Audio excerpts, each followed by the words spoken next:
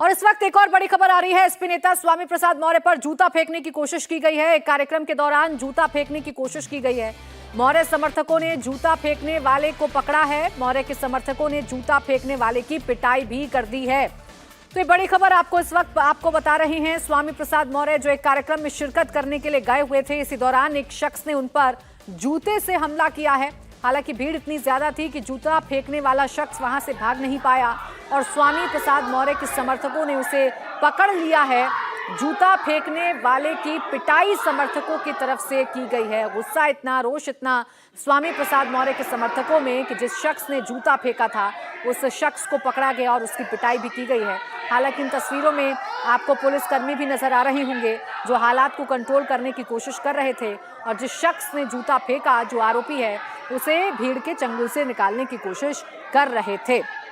लेकिन स्वामी प्रसाद मौर्य पर इतना गुस्सा इस शख्स को क्यों आया, आखिर जूता फेंकने के पीछे की वजह क्या है, ये पता लगाने की कोशिश की जा रही है। ओबीसी महासम्मेलन के दौरान जूता फेंका गया है। स्वामी प्रसाद मौर्य जो अपने बयानों को लेकर, खासकर रामचरितमानस पर की गई टिप्पणियों को लेकर काफी विवादों में रहे हैं, उन पर एक शख्स ने जूता फेंका है। रुचि मेरी सहयोगी इस वक्त ज्यादा जानकारी के साथ जुड़ गई हैं। रुचि, क्या जानकारी है, कौन है ये शख्स जिसने जूता फेंका है और क्या कारण है जूता फेंकने के पीछे? तस्वीर भी हम दिखा रहे हैं उसकी। इंदिरा गांधी प्रतिष्ठान है। यहाँ पे महापुरुषों के विचार और वर्तमान राजनीतिक परिवेश के नाम से स्वामी प्रसाद मौर्य आज एक बड़ा सम्मेलन कर रहे हैं, जिसमें काफी बड़ी तादाद में उनके समर्थक यहाँ पर आए हुए हैं। और जो इंदिरा गांधी प्रतिष्ठान का हॉल है जहाँ पे ये सम्मेलन हो रहा है, उसके बाहर स्वामी प्रसाद मौर्य पे एक शख्स ने जूता फेंकने की कोशिश की। जैसे ही जूता उठाया, क्योंकि भीड़ समर्थकों की बहुत ज्यादा थी, उन लोगों ने पकड़ लिया उस समर्थक को, जूता फेंकने वाले को और उसकी जमकर पिटाई कर दी। अब क्योंकि यहाँ सम्मेलन हो रहा है, अखिलेश यादव भी कहा जा रहा है कि सम्मेलन में आने वाले, तो पुलिस भी लगी हुई थी। तो पुलिस ने किसी तरह से उसको बचाया है और उसको पकड़ लिया गया। अब उससे पूछताछ हो रही है कि आखिर उसने जूता क्यों फेंका। क्या वो जो स्वामी प्रसाद मौर्य हाल के दिनों में बयान देते रहे हैं रामचरितमानस को या बाकी चीजों को लेकर विवादित जो उनके बयान है, उससे नाराज था या क्या वजह थी, इसकी फिलहाल पूछताछ की जा रही है। लेकिन समर्थक क्योंकि बड़ी तादाद में थे यहाँ पे इंदिरा गांधी प्रतिष्ठान में, तो जो जूता फेंकने वाला था उसको समर्थकों ने फेंकने के पहले ही पकड़ लिया। बिल्कुल, देखिए तस्वीरें भी हम इस वक्त दिखा रहे हैं। ये वो शख्स जिसने व्हाइट कमीज पहन रखी है, ये वो शख्स है जिसने स्वामी प्रसाद मौर्य पर जूता फेंकने की कोशिश की है। हालांकि समर्थकों की भीड़ बहुत ज्यादा थी। इस शख्स को समर्थकों ने पकड़ा, उसकी पिटाई भी की गई। पुलिस ने बचाने की कोशिश की, पुलिस की चंगुल से भी भागने की कोशिश इस शख्स ने की है।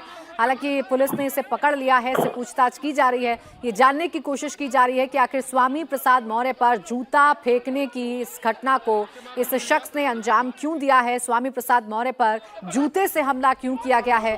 हालांकि एक बार फिर से आपको जानकारी दे दें कि स्वामी प्रसाद मौर्य रामचरितमानस पर की गई अपनी टिप्पणियों को लेकर लगातार चर्चा में रहे हैं, विवादों से घिरे रहे हैं। इसके बाद इन पर ये जूते से हमला करने की कोशिश की गई है।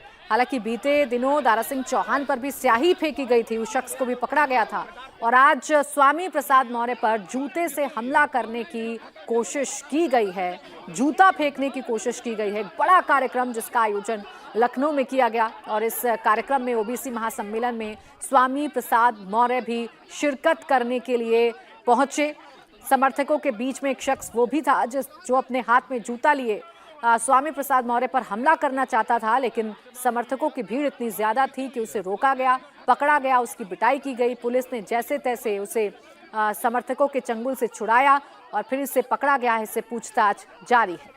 क्राइम की खबरों से अपडेटेड रहने के लिए India TV crime alert channel YouTube पर सब्सक्राइब करें, बेल आइकन दबाना न भूलें। सावधान रहें, सुरक्षित रहें, देखते रहें इंडिया टीवी क्राइम अलर्ट।